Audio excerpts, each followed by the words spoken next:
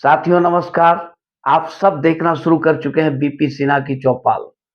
मित्रों, एक कहावत है ना कि खाता ना बही, जो हम कहें वही सही। ये कहावत वर्तमान में दिल्ली के वर्तमान मुख्यमंत्री आदरणीय श्री अरविंद केजरीवाल जी के ऊपर में अक्षरशः सही बैठता है। हमारे जो केजरीवाल जी हैं, इनको भारत के स्थापित राजनीतिक मूल्यों, आदर्शों, सिद्धांतों, परंपराओं से कुछ लेना-देना नहीं है। ये सबसे सुपीरियर हैं। अपने आप को ये कहते हैं कि हम सबसे पढ़े-लिखे हैं और ये सारी जो मान्यताएँ हैं, स्थापित परंपराएँ हैं, मूल्य मूल्य हैं, ये सब बेकार की बातें हैं। ये हमारे केजरीवाल जी हैं। इनकी जो मर्जी में आएगी वो ये वही करेंगे। जो केजरीवाल बोलेंगे वही कानून बनना चाहिए। ये एक ऐसे खिलाड़ी हैं कि जब ये खेल के मैदान में उतरेंगे तो मैदान भी इनकी पसंद का होना चाहिए। खिलाड़ी विपक्षी खिलाड़ी भी इनके पसंद का, इनके द्वारा चुना गया होना चाहिए। बॉलर भी वही बॉलिंग करेगा, बैटिंग तो ये करेंगे, लेकिन बॉलर वही बॉलर बॉलिंग करेगा जिसको ये चुनेंगे और बॉलिंग भी वो उसी हिसाब से करेगा जैसा ये बोलेंगे। बोल्ड आउट हो जाएँगे तो भी ये इनकी मर्ज़ी नहीं होगी तो ये आउट नहीं होंगे। कैच आउट और एलबीडब्ल्यू की तो बात ही छोड़ दीजिए। क्लीन बोल्ड होने के बाद भी अगर ये कह रहे हैं कि ना आउट नहीं हूँ, तो ये नहीं आउट माने जाएँगे। ये ऐसे खिलाड़ी हैं राजनीति के। अब जैसा कि आप जानते होंगे कि ईडी ने इन्हें समन किया था, बुलाया था। सारा देश टकटकी लगाए बैठा हुआ था कि आज केजरीवाल प्रेज़ेंट होंगे और शाम तक अरेस्ट हो जाएँगे। पर ये तो केजरीवाल हैं, नटवर लाल हैं।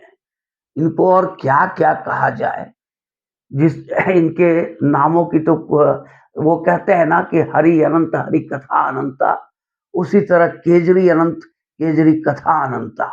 तो ईडी ने जब इन्हें समन किया था, ये लास्ट टाइम तक चुप रहे और अंत में एक चिट्ठी लिख दिया ईडी को कि तुम्हारा ये जो समन है ये बोगस है, गैर संवैधानिक है और मैं इस समन को नहीं मानता हूँ। तुम भेजते रहो समन, मैं एक्सेप्ट नहीं करूँगा। मैं इस समन को एक्सेप्ट नहीं करता हूँ और चले गए आसाम 3 दिन के लिए। तो इनकी मर्जी, सारी दुनिया जिसको भी ईडी ने समन किया, वो भले 1 डेट 2 डेट फेल किया किसी किन्हीं कारणों से, अपनी मजबूरियाँ बताई, सब कुछ बताया।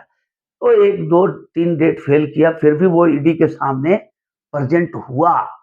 लेकिन ये तो सिरे से ही उसके समन की वैधानिकता को ही नकार दिए। इस समन को हम मानते ही नहीं है, मतलब ईडी को हम मानते नहीं है।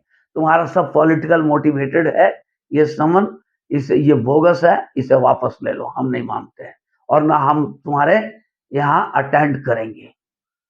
अब सवाल ये उठता है, ये तो केजरीवाल जी का अपना हिसाब है। ये तो अपने आप को प्रधानमंत्री से भी ऊपर समझते हैं। देश का राजा मानते हैं, अपने आप को राजा समझते हैं। तो अब मित्रों, ईडी के पास क्या चाह रहा है, दूसरा उपाय क्या है? वो फिर समन भेजेगा, फिर भेजेगा, फिर भेजेगा। जितनी बार समन भेजेगा उतनी बार ये वापस कर देंगे। ये मानेंगे नहीं, रिजेक्ट कर देंगे समन को। तो अंतिम में क्या होगा कि ईडी को गिरफ्तार करना पड़ेगा इनको और ये सिलसिला बहुत ज़्यादा नहीं चलने वाला है। ईडी हद से हद एक समन और भेजे और नहीं तो इन्हें डायरेक्ट गिरफ्तार करेगी। और जब ये बात इन्हें पता है, अच्छी तरह मालूम है केजरीवाल जी को कि दुनिया की कोई भी ताकत या भगवान भी अब चाहेगा तो इन्हें जेल जाने से नहीं बचा सकता है। इसलिए इन्होंने एक आपात बैठक की, इमरजेंसी मीटिंग बुलाई अपने साथियों की और उस मीटिंग में फैसला हुआ, कुछ फैसले हुए। फैसले क्या हुए कि जो केजरीवाल चाहेंगे वही होगा, दूसरा कुछ तो हो नहीं सकता है। अब उस मीटिंग के बाद सौरभ भारद्वाज बाहर निकल कर के आए, प्रेस कॉन्फ्रेंस किया और उन्होंने ये कहा कि सारे विधायकों ने हाथ जोड़कर केजरीवाल जी से कहा है कि आप इस्तीफा मत देना, आप जेल जाओ, इस्तीफा मत दो, जेल से ही आप सरकार चलाइए।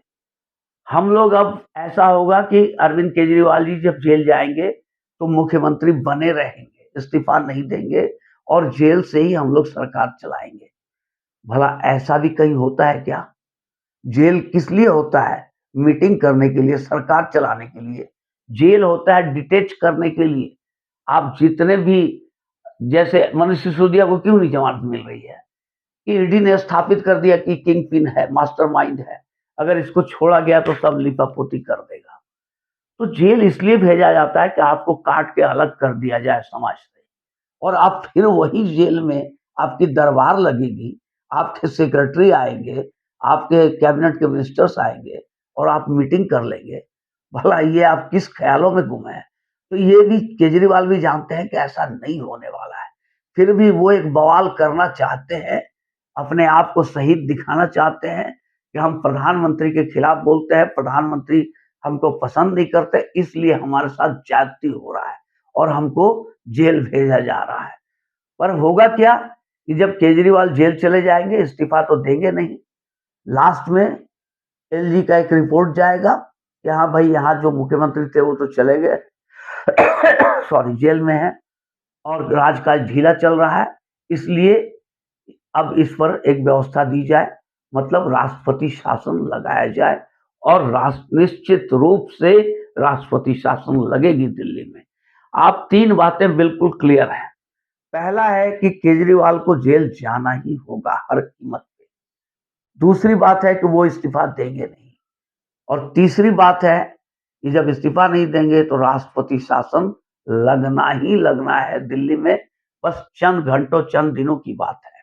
मित्रों, अगर ये वीडियो आप लोग को अच्छी लगी हो तो इसे लाइक करेंगे और चैनल को सब्सक्राइब करेंगे।